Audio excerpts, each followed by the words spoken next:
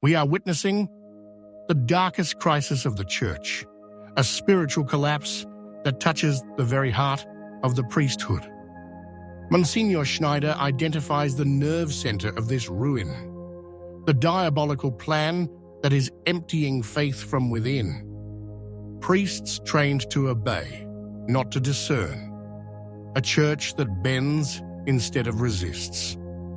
If you want to understand why all this is happening and what it means for the future of faith, you need to listen to these words. Priestly formation is a crucial issue for the future of the Church, yet in many situations it presents gaps that risk undermining the very solidity of the clergy. An increasingly widespread phenomenon in seminaries is the disproportion between the teaching of theology and that of philosophy. If on the one hand, the teaching of the Church is transmitted with a certain orthodoxy, although sometimes with a reading excessively influenced by Vatican II, on the other hand, there is a serious lack of philosophical formation. This weakness is not a secondary detail, but a shortcoming that has concrete consequences in the lives of priests and, by extension, in the governance of the Church.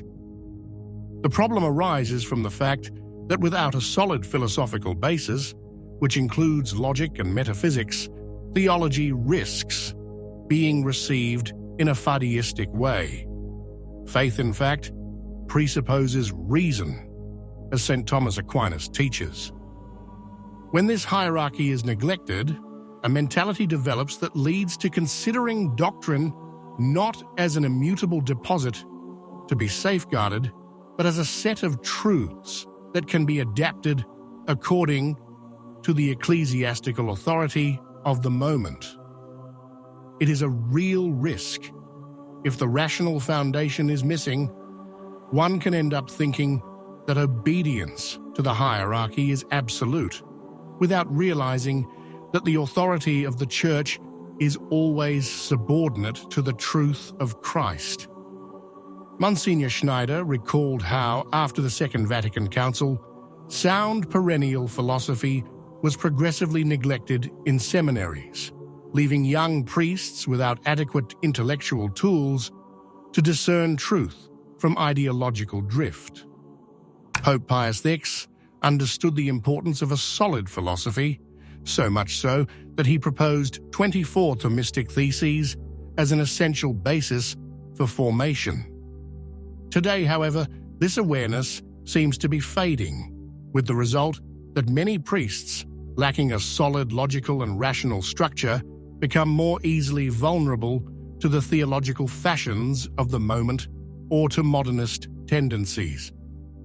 A significant episode reported by Monsignor Schneider concerns the French philosopher Jean Guiton, a friend of Pope Paul VI.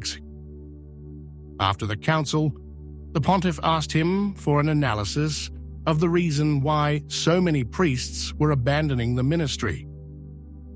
The answer was clear. One of the main causes was insufficient philosophical education. Without a solid capacity for reasoning and discernment, without a well-structured logic, beliefs become fragile, exposed to the moods of the times rather than rooted in the immutable truth of faith. The Church has always maintained a balance between reason and faith, without ever giving in to either rationalism or fideism. The weakness of philosophical formation in seminaries is not only an academic question, but has direct consequences on the life of the Church.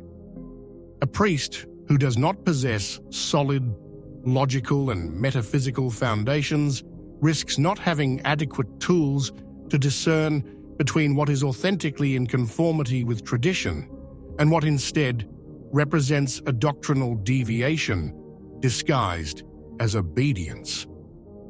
This phenomenon, in the long term, has created a generation of priests who, despite having been educated in the magisterium of the Church, struggle to recognize when certain interpretations of the faith depart from revealed truth.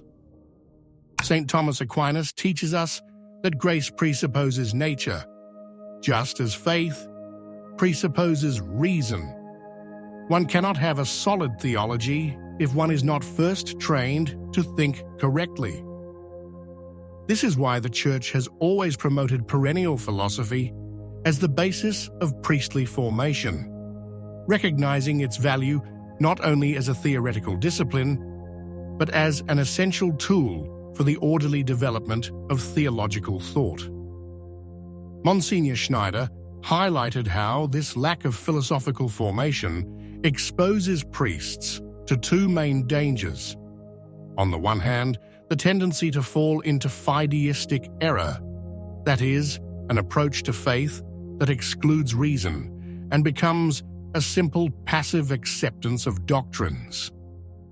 On the other hand, the vulnerability to modern ideologies which penetrate the Church masquerading as theological updating, but which in reality are often far from tradition. A clergy with weak philosophical foundations is more easily influenced and less capable of recognizing doctrinal deviations, precisely because it lacks the rational criteria to evaluate them. This reflection leads to an inevitable conclusion. Training in seminaries must be rebalanced. This crisis is not just a consequence of chance or isolated errors. There are those who may have consciously chosen to form weak priests, lacking the tools to resist and discern. A clergy educated more in blind obedience than in the search for truth becomes easily manipulated, incapable of opposing when faith is distorted in the name of progress or change. If a priest does not have the philosophical and theological basis to recognize error, how can he defend the Church from doctrinal deviations? This is how you build a church that does not lead, but is led, and at that point, by whom? The lack of a solid philosophical formation in seminaries is not only an internal problem for the Church, but also has direct repercussions on pastoral care and on the relationship between priests and the faithful. A clergy that has not been educated in logical rigor and rational discernment risks transmitting to the faithful an emotional faith, founded more on sentiment than on truth. This phenomenon is evident in many parishes, where we witness an often superficial catechesis, incapable of responding to the intellectual challenges of the modern world. Without adequate preparation, the priest can become a simple repeater of formulas, without the ability to explain, argue, and defend the doctrine with solidity. The result of this weakness is reflected in a Christian people increasingly exposed to relativism and the ideological currents of the moment.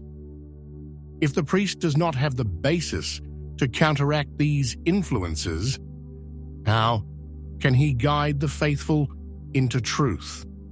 This is why philosophy is not an academic luxury, but a pastoral necessity. When thought is solid, preaching also becomes more effective, because it is rooted in truth and capable of speaking not only to the heart, but also to the reason. Archbishop Schneider stressed that throughout history, periods of major crisis in the Church have often been preceded by a weakening of philosophical and theological formation. It is no coincidence that the most dangerous heresies were born in environments where logic and metaphysics had been neglected. Today we are living in a similar moment. Without a solid intellectual preparation, the clergy risks not having the tools to recognize and counter the doctrinal errors that are spreading even within the Church itself. The solution lies not in superficial reforms or in the introduction of new pastoral methods, but in a serious return to the study of classical philosophy and authentically Catholic theology. It is necessary that in seminaries we rediscover the value of perennial philosophy, with particular attention to St. Thomas Aquinas, whose thought has always been considered by the Church as the surest guide for intellectual and spiritual formation. Only in this way will it be possible to have a clergy capable of facing the challenges of our time with the strength of truth, without giving in to passing theological fads or the pressures of the world. What do you think? If you liked the video, comment, Amen. God bless you.